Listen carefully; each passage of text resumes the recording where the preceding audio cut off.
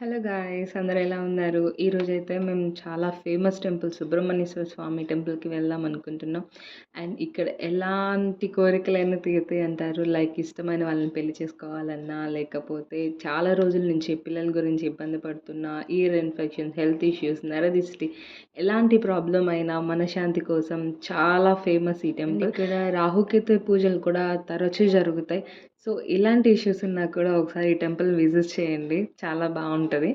And ఈ temple ఎంత డిస్టెన్స్‌లో ఉంది? ఎలా రీచ్ అవ్వాలి? అన్నీ ఈ వీడియోలో చూద్దాం. So, let's get into the video.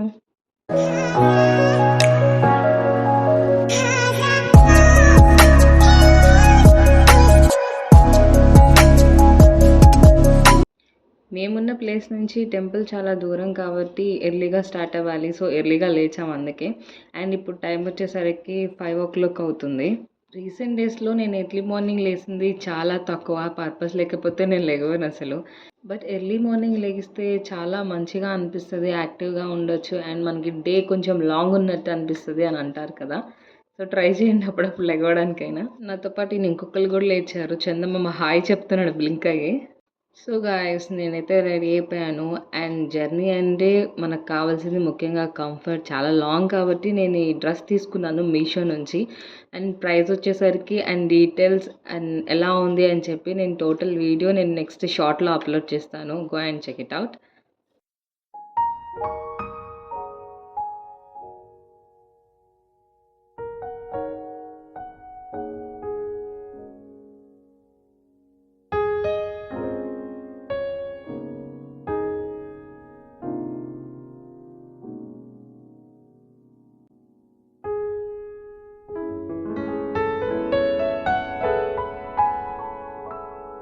So guys here I am. And నా వర్క్స్ అన్నీ కంప్లీట్ అయిపోయినాయి. ఇంక్లూడింగ్ పూజ.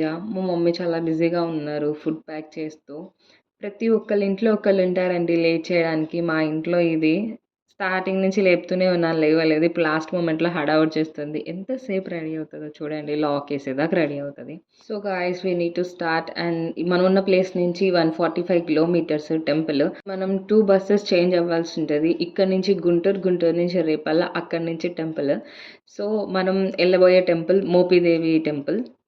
మేమున్న ఏరియా నుంచి గుంటూరు ఎళ్ళాలి. గుంటూరుకొచ్చేసరికి 65 కిలోమీటర్స్ అలా ఉంటది. కాస్ట్ వచ్చేసరికి 90 రూపీస్ అట్లా పర్ పర్సన్‌కి పడతది. ప్రశాంతంగా విండో సీట్ దగ్గర కూర్చొని జర్నీ ఎంజాయ్ చేద్దామనుకుంటే వచ్చి కబ్జా చేసిందండి. అప్పుడే అనిపిస్తది.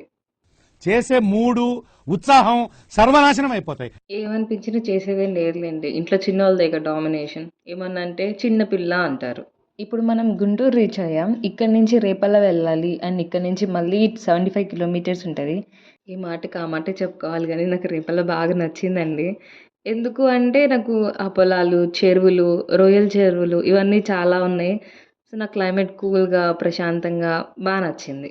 రొయ్యల చెరువులు చాలానే ఉన్నాయి. ఇక్కడ బాగా చీప్ అనుకుంటా. వెళ్ళేటప్పుడు తీసుకోవాలి మర్చిపోకుండా. అండ్ మనం ఆల్మోస్ట్ రీచ్ అయిపోయాం Repalle. And Repalle bus stand నుంచి మోపిదేవి టెంపుల్ 12 కిలోమీటర్స్ ఉంటది. పర్ పర్సన్ 40 రూపీస్ అలా చార్జ్ చేశారు. గుంటూరు నుంచి రేపల్ల వచ్చేసరికి 85 రూపీస్ చార్జ్ చేశారు పర్ పర్సన్. సో, ఇదేనండి టెంపుల్. కృష్ణా జిల్లా మోపిదేవి టెంపుల్ నియర్ అవనిగడ్డ. ఇక్కడ స్థల పురాణం వచ్చేసరికి సుబ్రహ్మణ్యేశ్వర స్వామి పాము అవతారంలో వచ్చి ఇక్కడ ధ్యానం చేసుకున్నారు అంట. తన అహాన్ని తగ్గించుకోవడానికి. అండ్ ఇక్కడ ఎలాంటి కోరికలైనా నెరవేరుతాయని చెప్పాను కదా! ఇక్కడ ఎన్ని ముడుపులు కడుతున్నారో, ఎన్ని పూజలు జరుగుతున్నాయో చాలా మంచిగా అనిపించింది. అండ్ మీకు నియర్ బై అనుకున్న లేకపోతే ఖచ్చితంగా ఏదన్నా కోరిక నెరవేరేది ఉన్నా వచ్చి ఇక్కడ టెంపుల్‌ని విజిట్ చేయండి. మొక్కుకోండి. ఖచ్చితంగా నెరవేరుతది. అండ్ ఈ టెంపుల్ హిస్టరీ మీకేమైనా తెలిస్తే కామెంట్ సెక్షన్‌లో మెన్షన్ చేయండి. సో, నేను కూడా తెలుసుకుంటాను. మేము సండే ఎళ్ళడం వల్లనో ఎందుకో తెలియదులే గానీ చాలా క్రౌడ్ ఉందండి ఆ రోజు. సో, మేము 50 రూపీస్ టికెట్ తీసుకున్నాం కాబట్టి తొందరగా దర్శనం అయింది. లేకపోతే చాలా కష్టమయ్యేదేమో. అండ్ దర్శనం వచ్చేసరికి చాలా బాగా జరిగింది మాకు.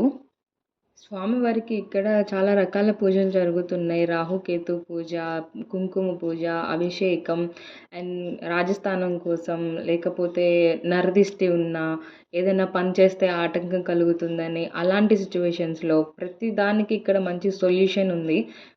నేను ఇక్కడ చాలామంది చిన్న చిన్న పిల్లల్ని చూసాను. 6 మంత్స్, 9 మంత్స్ అలాగా. ఎందుకంటే ఇంత చిన్న పిల్లల్ని తీసుకొనొచ్చారు అంటే వాళ్ళు చెప్తున్నారు, "ఇక్కడ అనుకున్న తర్వాతే మాకు పిల్లలు పుట్టారమ్మా. అందుకే ఇక్కడికే తీసుకొనొచ్చి తలనీలాలు ఇచ్చామని" చెప్తున్నారు.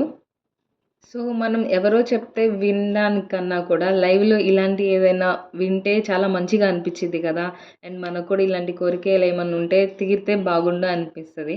సో, మీకిలాంటివి ఏమైనా తీరని కోరికలుంటే వచ్చి స్వామివారి దర్శనం చేసుకోండి. ఇదే స్వామివారికి ముడుపులు కట్టే ప్లేసు. చూస్తున్నారు కదా! ఎన్ని ముడుపులున్నాయో. ఈ చెట్టు ఎంతమంది కోరికల్ని మోస్తుందో కదా! అండ్ ఎవరైతే మొక్కులు కట్టుకున్నారో, ముడుపులు కట్టుకున్నారో వాళ్ళ కోరికలన్నీ త్వరగా తీరిపోవాలని కోరుకుందాం. అండ్ మీరు గమనిస్తే ఇక్కడ చాలా ఉయ్యాలలు కట్టేసున్నాయి కదా! అవన్నీ స్వామివారికి పిల్లలు పుట్టాలి అని చెప్పి వాళ్ళు మొక్కుబడిగా కట్టుకున్న మొక్కులవి. అండ్ మీలో ఎవరైనా ఈ టెంపుల్‌ని విజిట్ చేశారా? అండ్ మీకేమన్నా కోరికలు తీరిపోయినాయా? కామెంట్ సెక్షన్‌లో షేర్ చేసుకోండి నాతో పాటు. ఇక్కడ స్వామివారికి నైవేద్యం తీసుకెళ్తున్నారు మేళతాళాలతో.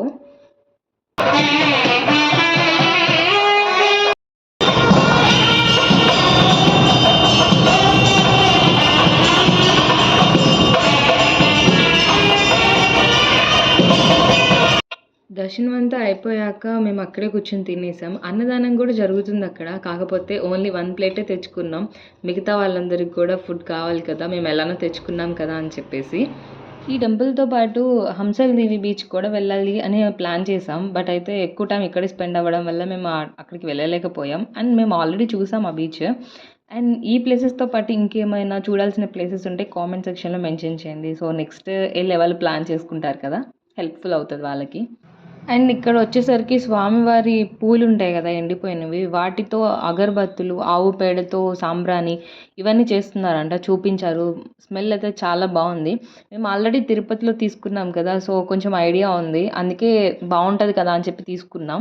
దర్శనం అయిపోయి రిటర్న్ అవుతున్న టైంకి కరెక్ట్‌గా వర్షం స్టార్ట్ అయింది. చాలా గట్టిగా పడింది వర్షం. ఒక హాఫ్ అన్ అవర్ దాకా. బీచ్‌కి వెళ్ళకుండా బ్యాక్ రావడం మంచిదండి. లేకపోతే తడిచేవాళ్ళం ఘోరంగా. ఇంత వర్షంలో గూడా తడుచుకుందాం పోదాం. ఏ మొలకలేం ఎత్తవులే అంటుంది మా చెల్లి. ఎక్కడున్న ఈ సర్కాస్టిక్ బిహేవియర్ మాత్రం పోదు ఈ చెల్లెళ్ళకి. చెల్లిని చూస్తుంటే నాకొకటి గుర్తొస్తుంది ఒక డైలాగ్. ఎదవా ఎదవ బావవాడు చెప్తే వించావుడు. అవును. అస్సలు వినదు. And after long journey finally reach అయిపోయాం ఇంటికి. So, that's for today. Bye bye.